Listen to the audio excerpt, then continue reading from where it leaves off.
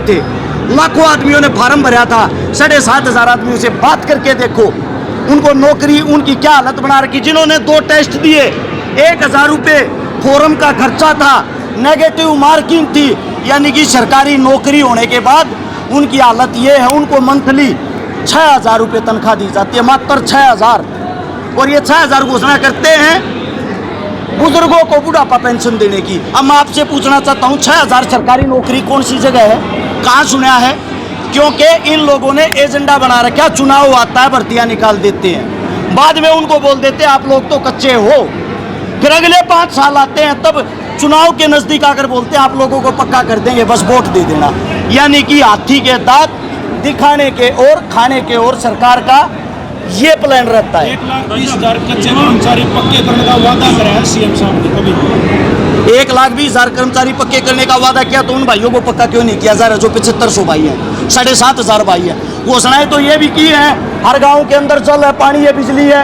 आड़े खड़ी है गुणे की पंचायत मेरे आसपास में जाके देखो, गुणे में 2800 TDS पानी है। आप तो वहीं थे मौके पे, गारंटी देता हूँ सीएम क्या पूरी भाजपा सरकार 3 दिन लगातार वो पानी पी के दिखा दे, अगर जिंदा रह जाए तो। ये समस्या एक गाँव की नहीं, वो आना हल्के के 62 गाँव की है।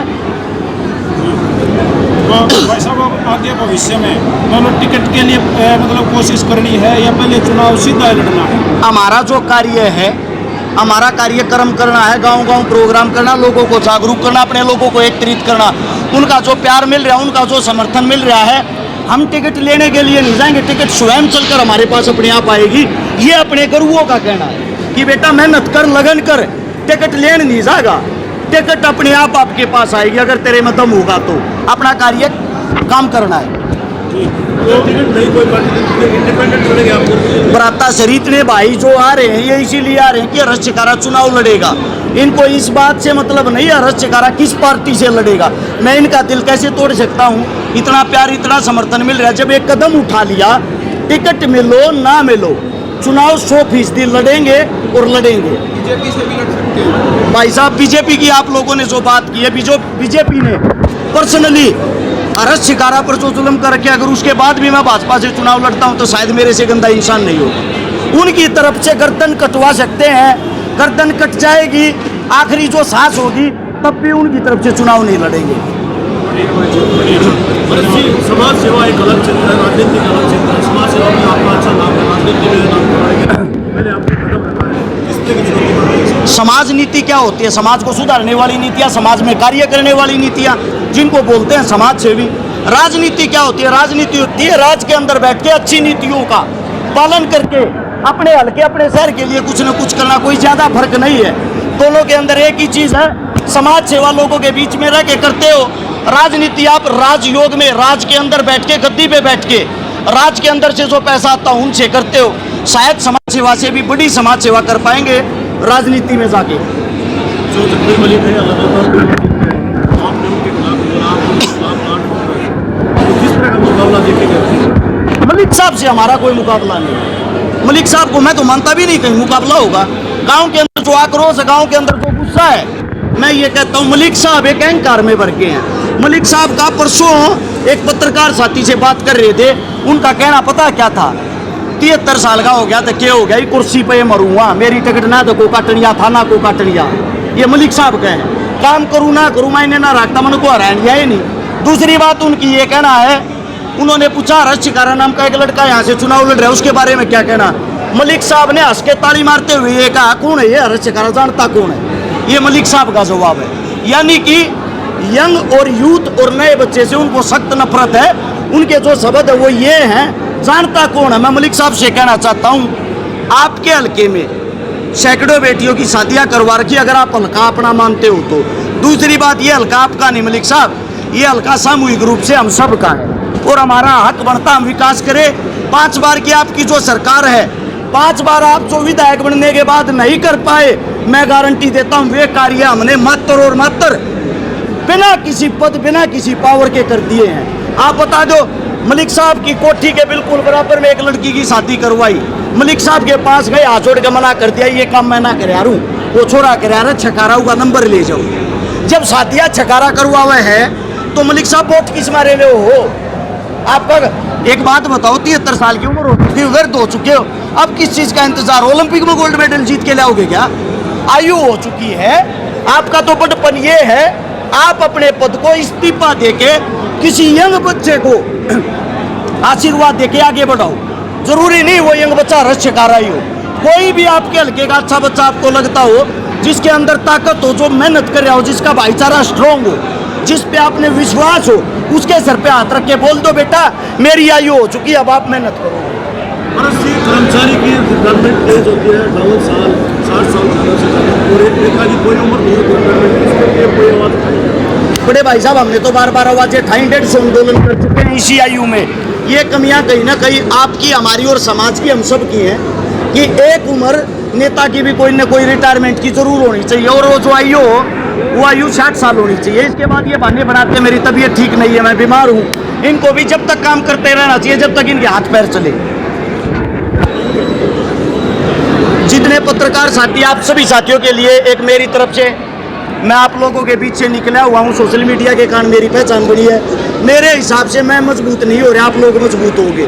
हम गोवाना से खाली चुनाव नहीं जीतेंगे, पूरे हरियाणा का हौसला बनेंगे, पूरे हरियाणा के अंदर काम करवाएंगे। यह आप सभी साथियों से विनती है, साथ देने का कष्ट करें। और विधायक साहब सुनने में आया है 2 दिन से, पत्रकार साथियों को धमकियां भी दे रहे हैं, नोटिस भी भेज रहे हैं। अगर अरज शिकारा की किसी ने भी कोई बाइट ली, उनके खिलाफ मुकदमा दर्ज कराने की धमकी देते, मैं आप लोगों को आश्वासन दिलाता हूँ, जितनी मलिक साहब की विधायक होते हुए चल रहा है, थारे भाई में इतना दम, उस 3 गुना थे, बिना पद के भी चला लेंगे। कोसा भाई घबराइयो मत, किसी पर कोई मुकदमा दर्ज हो, थारे तो पहले छाती खड़ी करके थारा भाई पाओगा, थारे भाई पास आओगी, थारे तक नहीं आओगी, वो मेरा वादा है।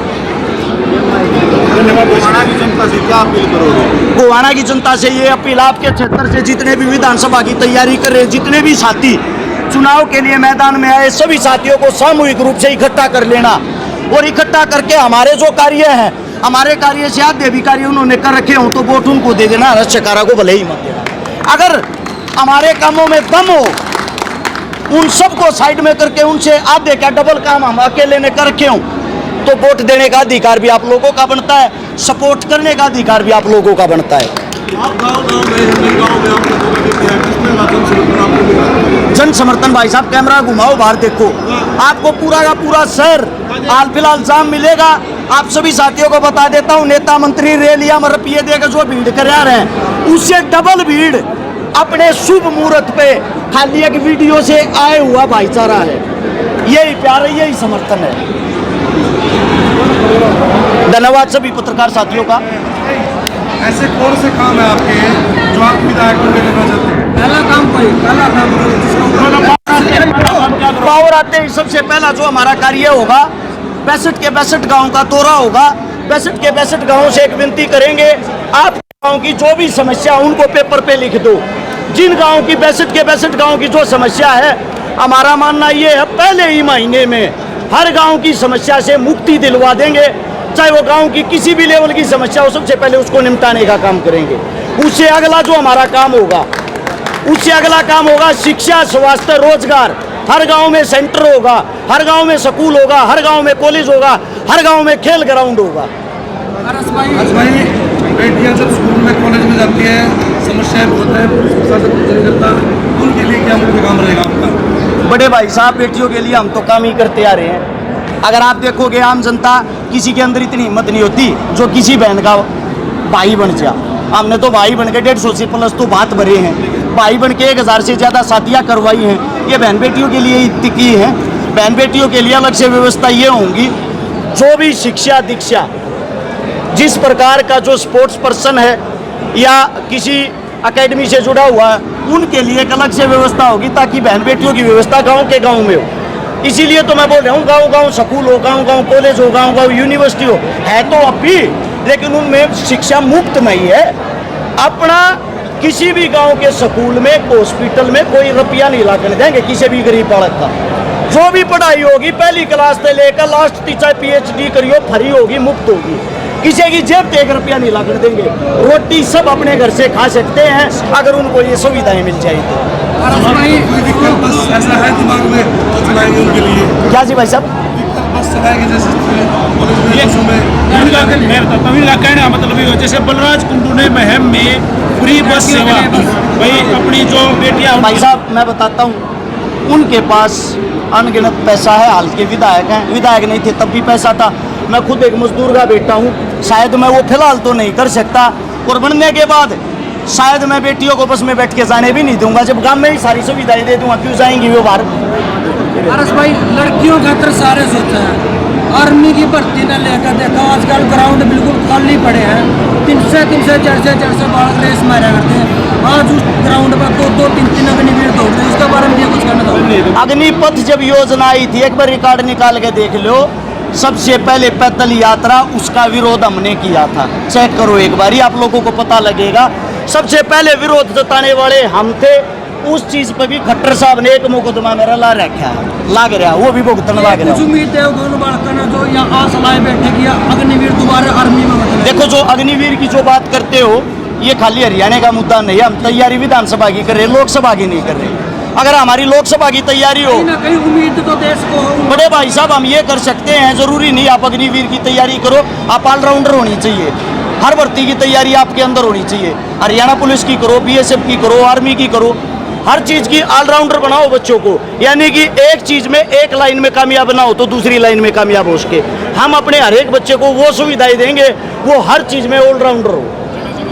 भारत जी जो है ग्रामीण क्षेत्रों में स्वास्थ्य का वो होता है, सेवाओं का आप आयोजन देते हैं, काम करते हैं और अच्छा करते हैं, उसको लेकर क्या योजना है? बड़े भाई साहब, गरीब आदमी को अगर कोई बीमारी हो जाती है, उसकी घर धरती बिक जाती है, आस पड़ोस से रिश्तेदारों से कर्जा लेता, उस कर्जे के नीचे एक बीमारी पूरे परिवार को दबा के मार देती है।